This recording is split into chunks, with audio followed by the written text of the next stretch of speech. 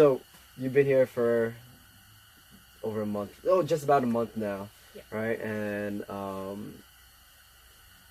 you do orientation, right? And you see a lot of people come in and out, in and out, in and out. You know, so I guess for non-natives, like, what's the thing that you would really tell them to be prepared for while they come here, whether it's a few days, a few weeks, or what have you?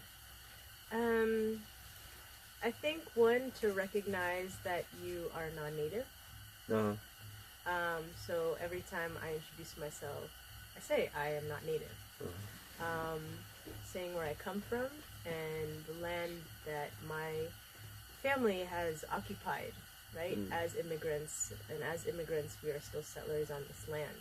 So I think as non-natives, recognizing that we are settlers here, and being settlers means that someone was there before us, and so we've replaced somebody else. And that might sound really harsh, right? But there's something historical sorry, to the foundations of this country being built on colonization and white supremacy, and looking at where we participate in that, and we live under that, and we might even practice it, whether it's conscious or unconscious. Even people of color might practice it too. You're saying not just non-natives. I mean, not just white people, but Yes. Okay. So what do you mean by that? Like, I don't know. Like, I don't feel like a white supremacist at all. Right. And I think that's where there can be some placing of blame that those mistakes can only be made by white people, right?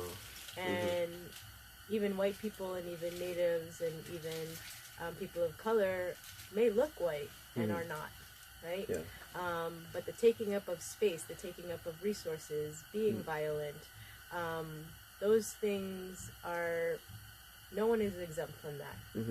So when we come here to this place and we carry some of those things in the environment that we live in, off of this particular sacred land that we are being invited to as guests, we need to understand that we may be practicing some of those things when we arrive here. And then specifically this weekend is a good example because it is a long weekend. Thanksgiving. Thanksgiving. So-called Thanksgiving. Thanksgiving, weekend. which is not celebrated here. And it's this short period of time that folks have really wonderful intentions to come and answer the call to action to show up here. But the way that folks are showing up is really important for people to examine and reflect upon before they arrive here, and then while they're here, and then when they get home. And those things are work. And we need to be really honest about the way that we move about in the world outside of this space that we're entering, and then how we move around here, and that we need to take some time to really observe and listen. And when you're here for just 2 or 3 days, it's not to diminish that you are giving those 2 or 3 days, but it's also there are moments within that short amount of time that there can be this urgency because it's such a short amount of time to take. Right? To take, and feeling that because we've given, we're allowed to take. And what by take? What do you mean? Like, take what? Resources, right? We talk about resource extraction as part of colonization. That's not just minerals in the earth. That's not just the water. But it's like coming here and eating. Right? Eating. And because there are many kitchens here that provide free food for everyone. But I think if you're going to come here and you're going to take the food, you better come to be able to sustain yourself too. So just because someone's going to be cooking for you don't mean that you don't bring any food. You bring food, and if you're not going to cook it, you donate that to the kitchen, right?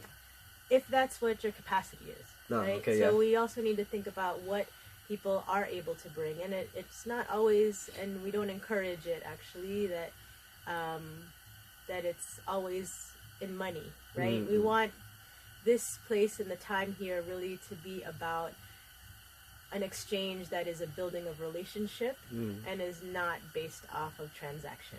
Yeah. Right? So if you decide that you're going to donate large amounts of money or small amounts of money or whatever it is that you donate, it's a donation period.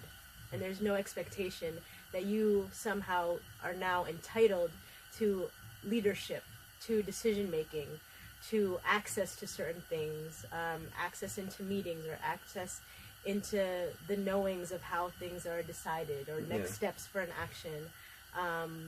And it's coming here to this space really as a guest, but where the host is not serving you.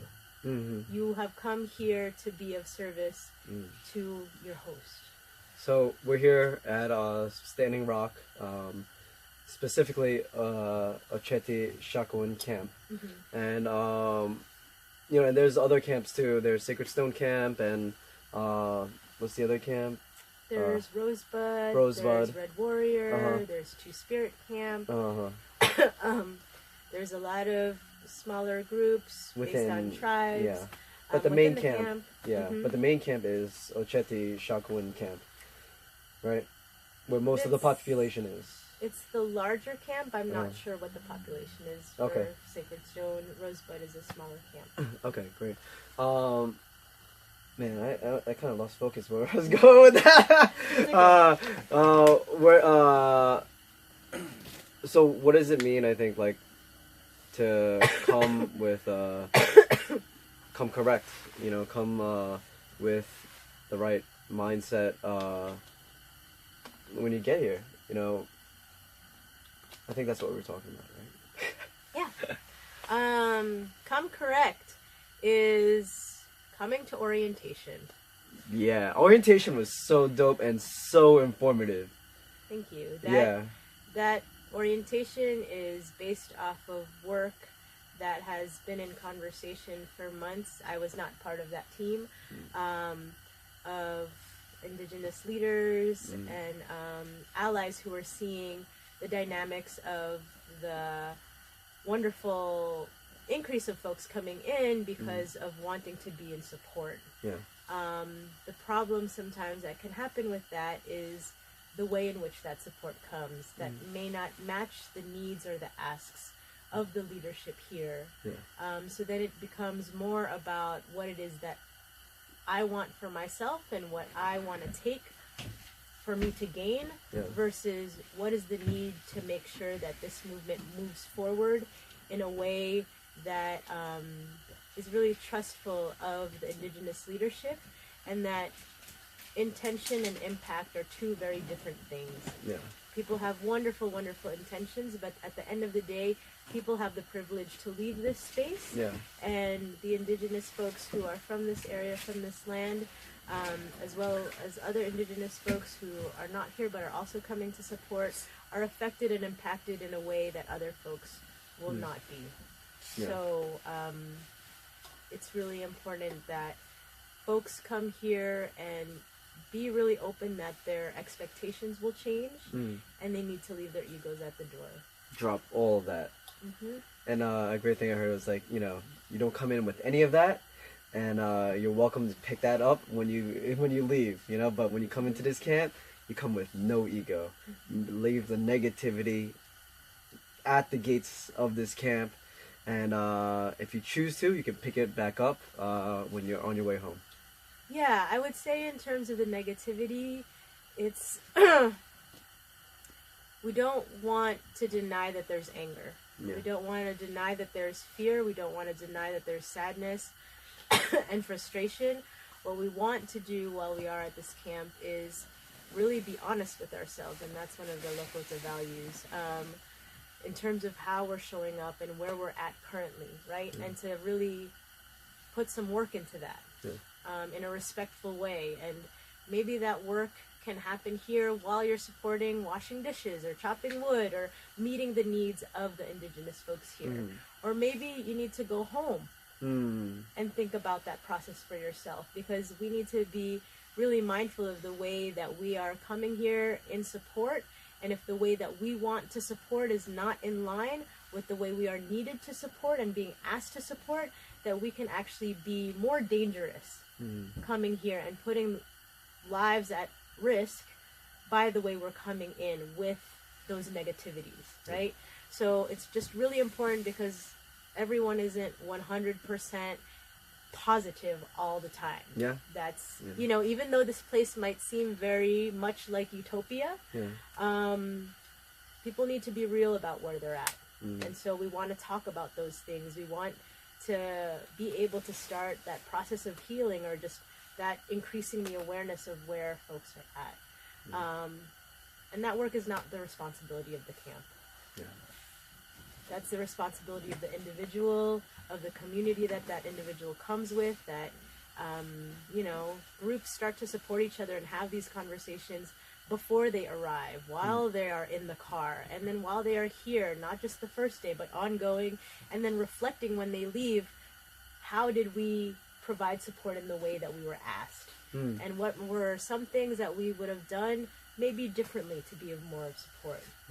Would we come back? Would we ask folks to come back? And your reasons why, you know, from things that you are seeing here. And being in conversation and continuing that as a relationship.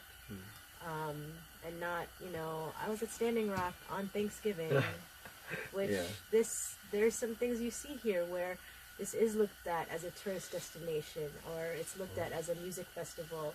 And that's straight up disrespectful, because this is a resistance ceremonial prayer camp. So if folks are not in line with that or don't understand what that is, sorry, I'm going to take that back, because don't understand what that is not fair. I think also there's a lot of things that we are all in process in and trying to understand more.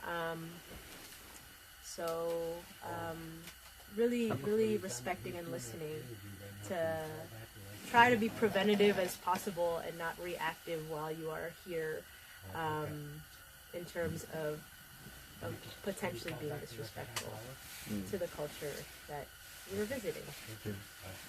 Awesome. Thank you so much. Yeah, you're great. Thanks for coming. Yeah, and you know, it's really great to, I don't know, just to be on the bus that you came in. This bus rocks. Bill Hill rocks. Bill Hill is the best. Yes. What? You weirdos. Taking your videos and what? Get done with your damn video. Yeah. But if you do come, understand that like arms are really welcome here, and this will probably be one of the places where you will feel an incredible amount of support, possibly that you've never felt before. Potential for healing, finding what prayer looks like for you, and not in a religious kind of way. It's really shifting the way that we're moving in society, or making those attempts, you know, forward together. And it's pretty beautiful and hard at the same time. So we want to make sure that we continue to support each other, so it's not so hard, but continues to be beautiful, you know? High five. High five. Yeah. Peace. You.